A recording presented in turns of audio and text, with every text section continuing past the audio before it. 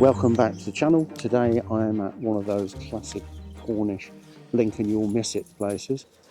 The little village of Lansallos on the south coast, just west of Port Polperro. We're going to have a look around this church and then head through a Smugglers valley to some beautiful little coves, quite secluded. So let's get on with it, and off we go. Behind me is St Ildierna's church, and it has been the centre of this parish for about 700 years.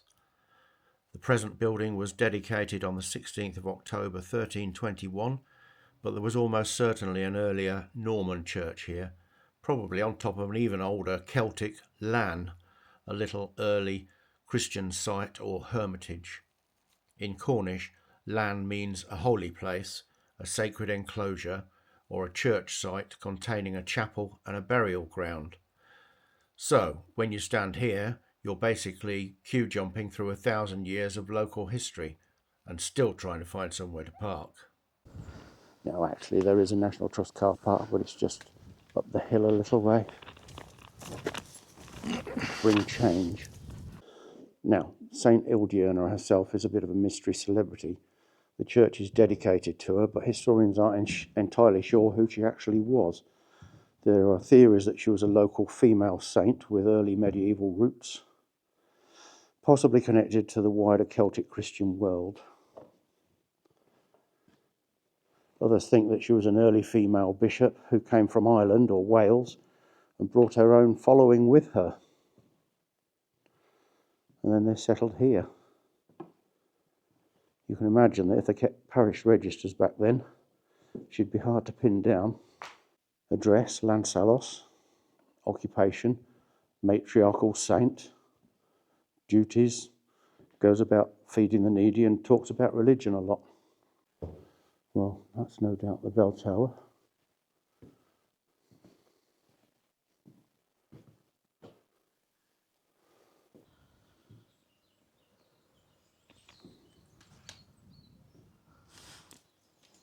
Not sure what this little chapel is, unless it's for funerals, probably.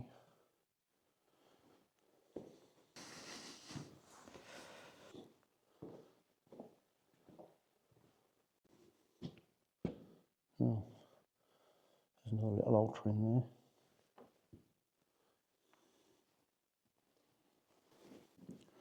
The village name itself is older than pretty much everything you can see. Lansallos turns up in the Domesday Book of 1086 as the manor of Lansallos, held from Robert of Mortain. Today it's a tiny quiet hamlet, basically a church, a few houses and a lot of sheep. But this was once the centre of a whole rural parish that stretched right down to the sea. If we have a look at some of the details here, inside the church has medieval fabric and was largely rebuilt in the 15th century, with some important carved bench ends and stonework that survived later restorations.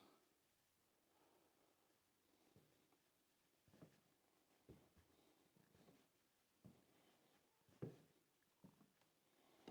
wouldn't get those in B&Q, would you? Even if you're not a church architecture fan, the atmosphere is fantastic.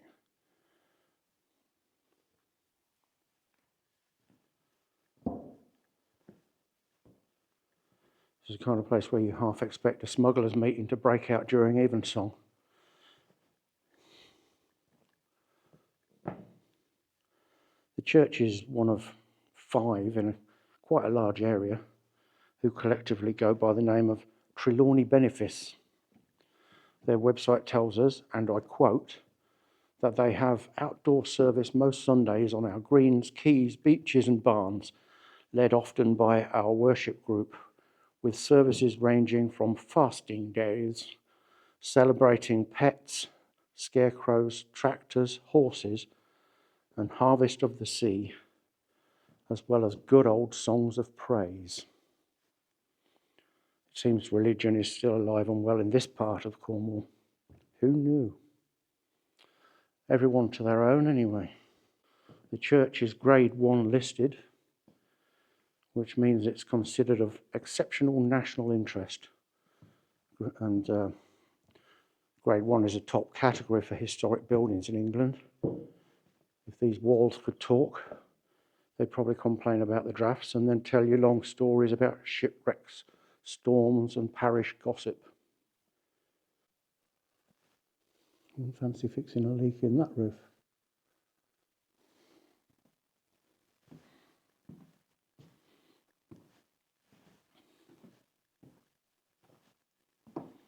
You can tell these are old, can't you? There's been a lot of knuckles grasping that in the past.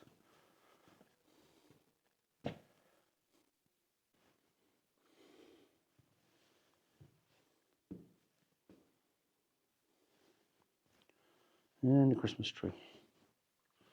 And a nativity.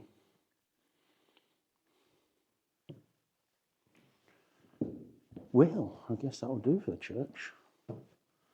Let's head on down the path. Lansallos, here we come. 1776, gone over there. Zephaniah Job. This is the grave of the famous Polperro smugglers banker, Zephaniah Job, who died in 1822 at age 75. This is quite an extensive graveyard, and they're still putting new graves in. Should get another 100 or so down there. Nice to know where your plot's going to be, isn't it? I'm guessing that was somebody that was a bit poor. Shame.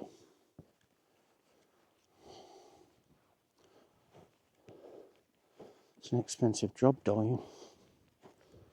I just noticed there's one or two of these brick and stone tombs, if you like. Beneath That's unusual. are departed Any dates? William Barrett of, James Harris, hang on, 1832. Only 37. Jeez, that's a shame.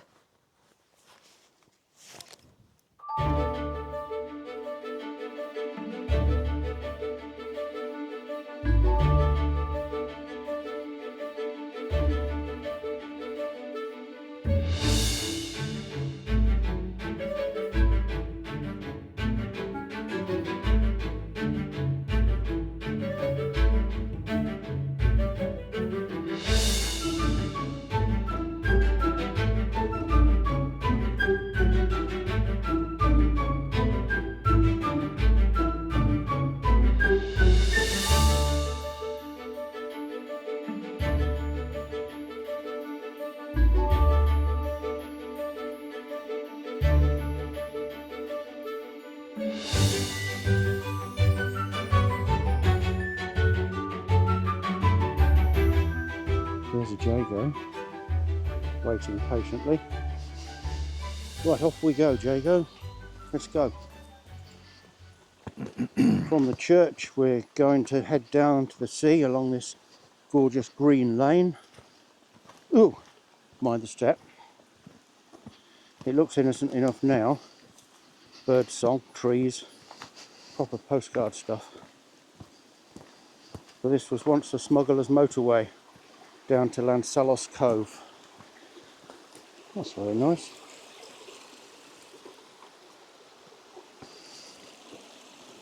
This must be a local streaming service. So yes, this was once the Smugglers motorway down to Lansallos Cove. Forget the A30, this was the original free trade route. The valley is now part of National Trust countryside, and it feels wonderfully cut off from the modern world. As we walk down, we can just, oops, mind the stones. As we're walking down, you can just picture the wagons creaking along here at night, lanterns hooded, while everyone in the village absolutely didn't notice anything at all. Not officially, anyway. Cornwall's always been famous for smuggling, brandy, tobacco, French lace, and this quiet path was right at the heart of it.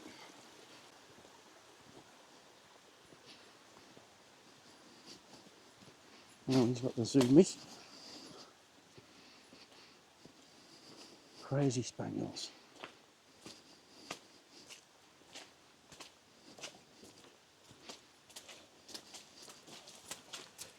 Jago, come on, don't get in the water. Crazy mutt. There's some nice ferns down here. We're in the right place, just above the stream. Well, it's quite nice out here, isn't it?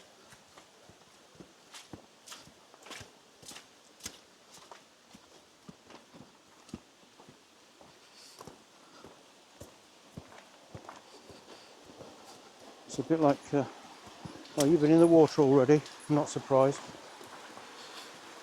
It's a bit like the woods at Yes. Ildierna, Yes.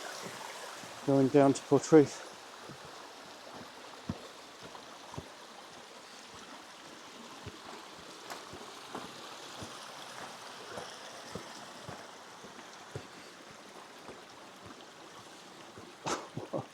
It's doing acrobatics. Come on, silly. Lovely stream. You get your fresh drinking water or wash your smalls in it in olden times. Hopefully not both things at the same time. Well, you think these pathways haven't really changed for hundreds of years, have they? No. People made their way down to the coast from the village.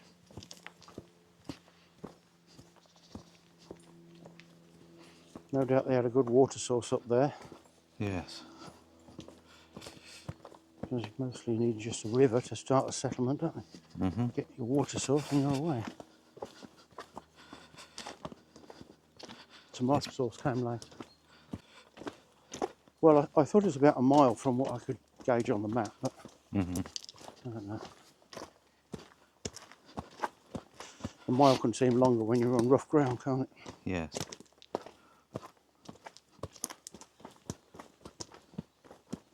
I can see the sea.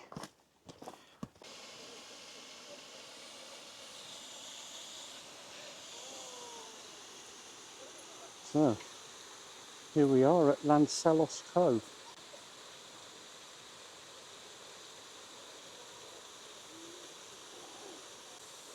It's a typical Cornish cove, isn't it? Yeah. Remote, sheltered, Yes. absolutely perfect if your business model involves avoiding the tax man. The dog's already gone down the beach.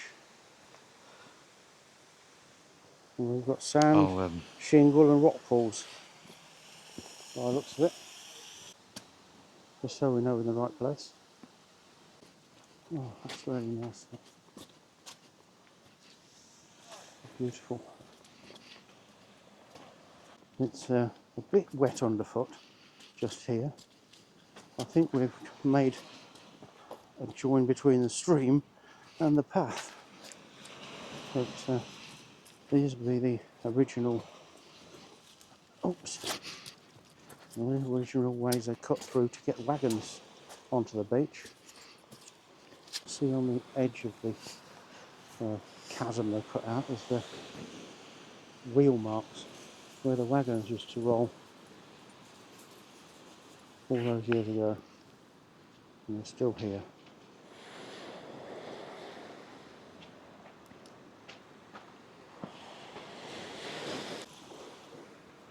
Oh, you brought a ball with you? I did. Okay.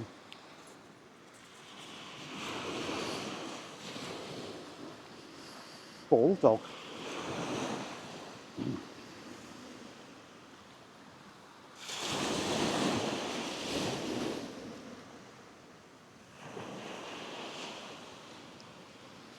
So if you don't mind a walk down, it's a nice place to come in summertime and have a Yes. sunbathe on the beach.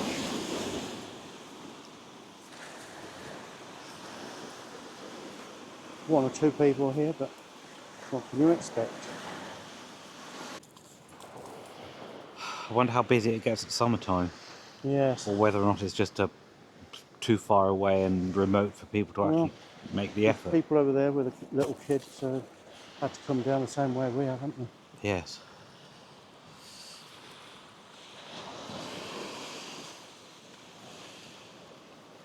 I think some people deliberately come here just to get away from the crowds. Maybe. The main trade here wasn't just a few bottles for a quiet night in. Lansallos Cove was known for French lace and brandy. In 1825, a local mine owner is said to have come down here and discovered a large stash of liquor washed up on the shoreline, almost certainly dumped overboard by smugglers who thought they were about to be caught.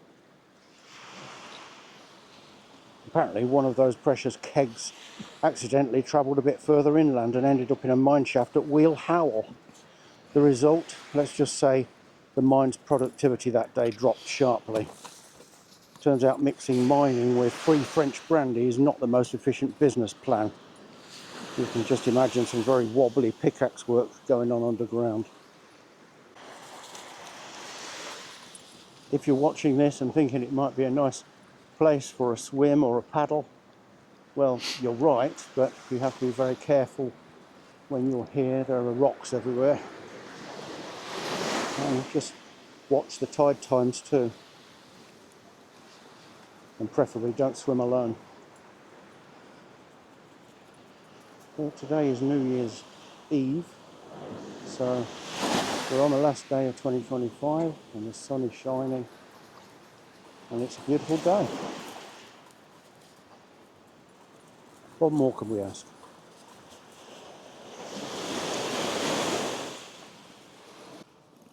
Here comes the dog. Whoa. There you go. You've got Squeaky. Hello, you. Oh. It's okay. Oh.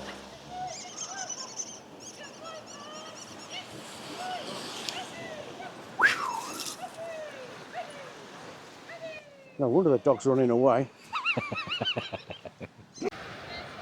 Oops, somebody's braving the water again.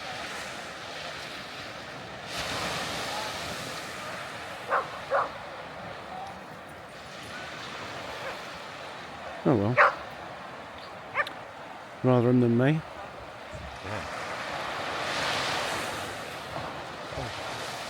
Oh, from around the pool. Yeah, is it not? Move. No, he just ran down the beach. He couldn't wait to get back in the water. And there's a partner, I suppose, jumping in with him. They obviously they like being really cold and wet. Anyway, where do we go out of here? Well, it's got a bit too peoply down here now. I think we'll just try and find a way out. We're back at the top there. Oh, so nice the sun's out there.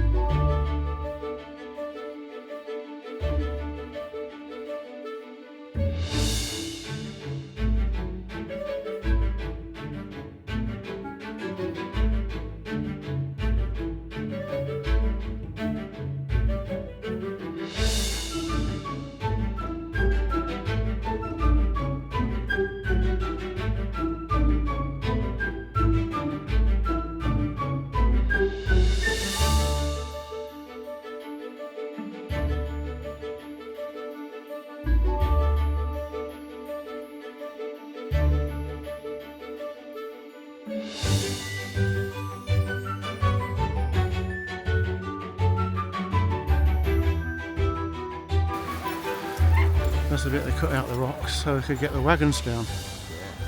You can still see the wagon marks in the stone down there. A couple of 100 years later. Now the slow ascent back on the slippy rocks. Have a word with management, we need a handrail.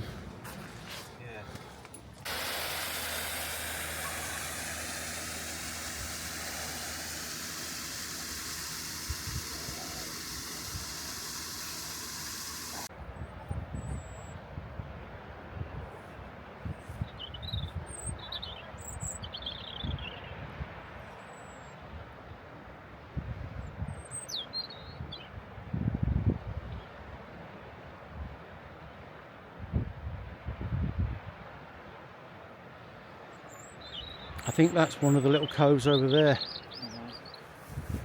But it looks like the sea's come in now. It's just a few boulders. So I'm guessing the other one might be the same. It's over that way. Can't see much for the sun.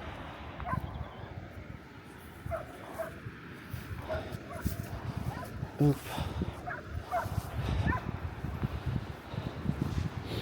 Yeah. Yes, it's all very well, but if we walk all the way down there, we've got to walk all the way back up, and I think the sea will be in. So, yeah, hiding to nothing. That's the expression, isn't it? Yeah, let's head back, I think. Oh, you just see the waterfall down there.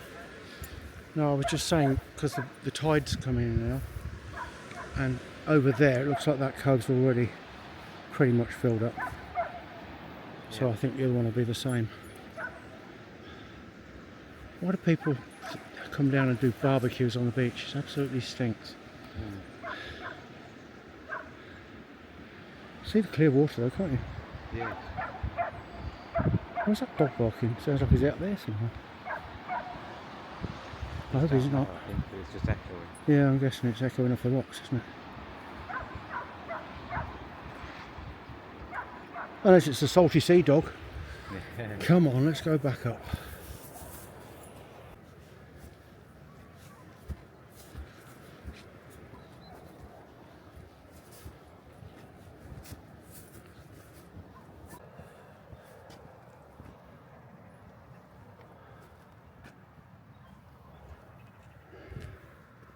Coast path.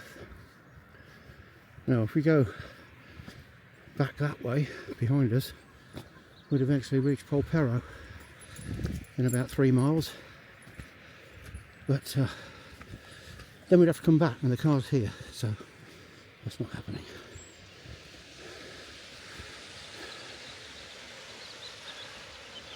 Waterfall looks nice though.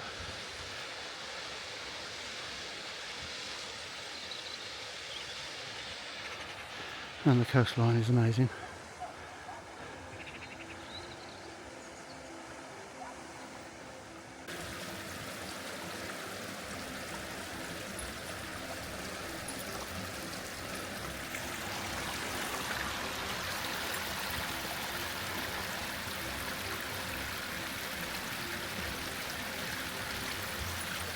What makes this little route so special is how everything connects.